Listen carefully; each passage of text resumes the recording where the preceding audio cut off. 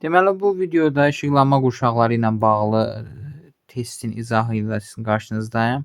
İndi isə baxaq. Deyir ki, bu xüsusiyyətlər hansı işıqlanma qurşağına aid olan xüsusiyyətlərdir? Günəş zenitdə olduğu qurşaqdır. Gecə və gündüzün uzunluğu arasında fərq qısadır. 2 fəsil müşahidə olunur. Yadınızda saxlayın ki, uşaqlar, burada 2 deməli, bax bir belə də işıqlanma qurşağı var ki, bu tropik işıqlanma qurşağıdır ki, burada günəş zenitdə olur. Gecə gündüzün arasındakı fərq azdır və 2 dənə də fəsil müşahidə olunur. Bax bu tropik işıqlanma qurşağının əsas xüsusiyyətidir. Bunu yadınızdan çıxartmayın. Yəni bu tropikə aid olan bir xüsusiyyətdir. Deməli burada düzgün cavab variantımız B variantıdır. Sonra deyir, belə bir sual var. Deyir ki, əgər yerin xəyali oxunun orbit müstəvisi meyillilik bucağı daha böyük olsaydı, onda aşağıdakı dəyişikliklərdən hansı baş verərdi? Bunu yadda saxlayın ki, uşaqlar, yerin belə deyək, xəyali oxu nə qədər belə deyək, meyilliliyi çox olarsa meyilliliyi. Məsələn, bax bu tutaq ki, xəyali oxu budur. Bu da onun müstəvisidir, xəyali müstəvisi. Məsələn, bura normalda 66,5 dərəcədir. İndi bu 66,5 dərəcə olduğu üçün qütb dairələri neçədən keçir? 66,5-dən. Bəs tropiklər neçədən keçir? 23,5-dən. Yadınızda saxlayın. Bununla bunun cəmi 90 dərəcə verməlidir mütləq şəkildə.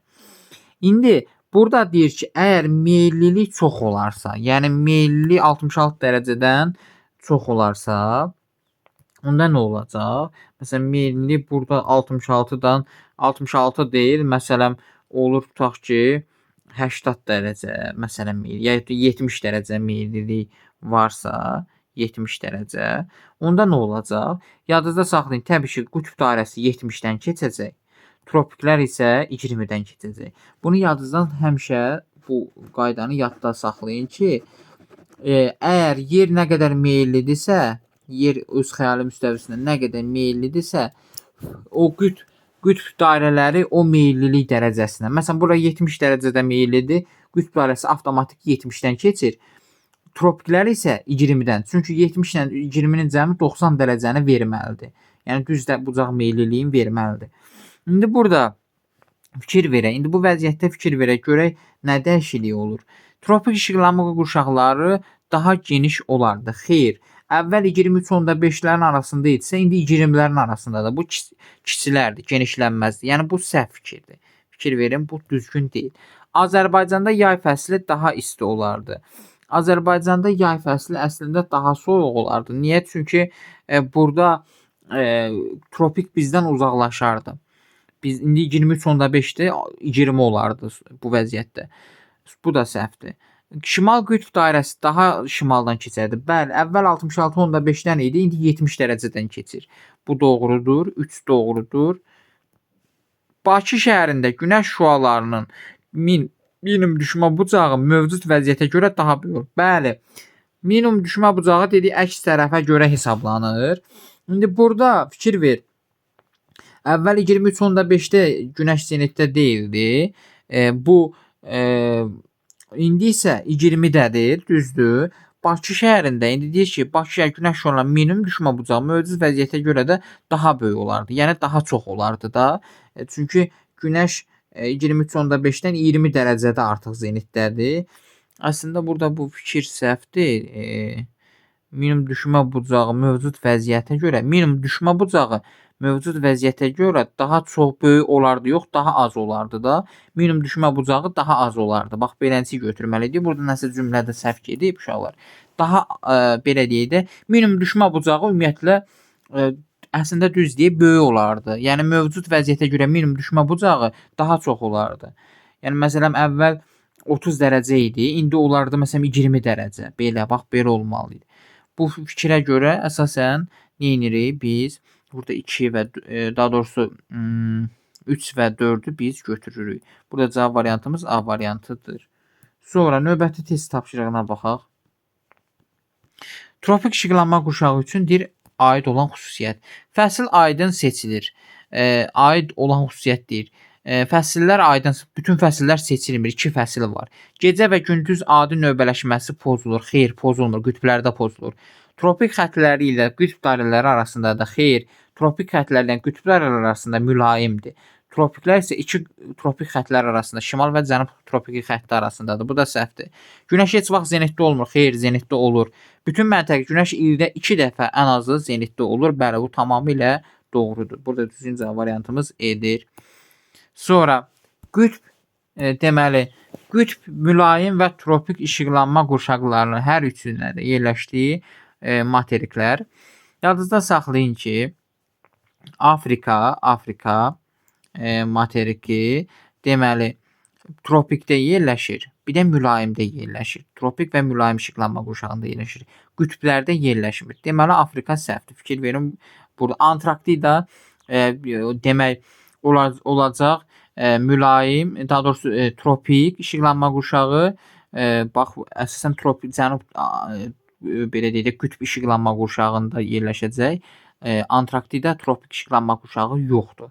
Ona görə bizə 3 dənə işıqlanma qurşağında yerləşməli deyir. Burada məsələn tropik yoxdur. Biraz Antarktida yarımadasında var, mülayim düşür. Yəni mülayimdən qütbə düşür. Bu da səhvdir. Sonra burada baxsaq Avstraliya mülayim tropik işıqlanma qurşaqlarına düşür. Burada Şimali Amerika, Avrasiya isə bəli, həm qütb, həm mülayim, həm də tropik işıqlanma qurşağında yerləşir. Yəni belə deyək, həm qütb dairələri kəsir oranı, həm də tropiklər həmin materikləri kəsir. Bu xüsusiyyətdir hansı işıqlanma qurşağına aiddir? Günəş heç vaxt zenitdə olmur. Gecə-gündüz adi növbələşir. Fəsillər ayda müşahidə olunur. Bunu yadınızda saxlayın uşaqlar. Bu xüsusiyyətlər mülayimə aiddir. 4 fəsil müşahidə olunur. Günəş heç vaxt orada zenitdə olmur. Fəsillər ayda müşahidə olunur və gecə-gündüz növbələşməsi belə deyək də pozulmur, müşahidə olunur normal şəkildə. Tropik işıqlanma qurşaqları üçün səciyyəvidir. Buna hansı aiddir? Gecə-gündüz adi növbələşməsi pozulur. Xeyr, bu qütblü işıqlanma qurşağına aiddir. Tropiklər qütb dairəsi arasında yerləşir, mülayim. Kölgə həmişə şimal istiqamətində göstərir. Xeyr, həm şimal, həm cənubda olur. Şimal istiqamətində göstərən cənub mülayim və ya da cənub qütbdür. Daha doğrusu cənub qütbdə, hə.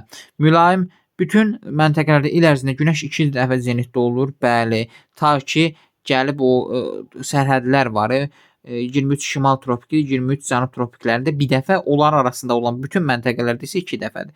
Bütün materikləri əhatə edir? Xeyr. Antarktidanı əhatə etmir. Sonra növbəti sual. Aşağıdakılardan mülayim işıqlanma qurşağına aid olan müəyyənləşdirin. Günəş ildə 2 dəfə zenitdə olur. Günəş ildə 2 dəfə zenitdə olur. Bu Günəş heç vaxt zenitdə olmur. Fəsillər aydın. İndi deyir ki, mülayim işıqlanma qurşağına aid olan. Günəş zenitdə olmur heç vaxt. Burada deyir olur, bu səhv fikirdir. Deməli bunlar səhvdir. Günəş zenitdə olmur. Bəli, bu tamamilə doğrudur. 2 düzdür. Fəsillərin dəyişməsi ayda müşahidə olunur. Bəli, tamamilə doğrudur. Bu da düzdür. Qütb gecə-gündüzləri yaranır. Bu qütb işıqlanma qurşağındadır. Bu səhvdir. 5-ə baxaq. Yer kürəsi sahəsini yaradan çoxunu bu qurşaqlar əhatə edir. Bəli, tamamilə doğrudur. Mülayim işıqlanma qurşağı daha çox tutur. 2, 3, 5 cavab Y variantı. Sonra növbəti bizim test tapşırığımıza baxaq. Deməli, qütb və mülayim işıqlanma qurşağı ayıran sərhəd. Qütb və mülayim işıqlanma qurşağını ayıran sərhəd hansıdır? Qütb və mülayimi yadda saxlayın ki, qütb dairələri 66,5 dərəcə şimal və cənub tropiklərin ayırırlar. Burada düşüncə variantımız B variantıdır. Sərhədlərdə keçəndə görmüşük. Sonra yerin xəyali oxu orbit müstəvisinə 75 dərəcə meyilli olarsa nə baş verir? Gəlin indi bunu çəkək. Deməli bax, bu yer kürəsidir.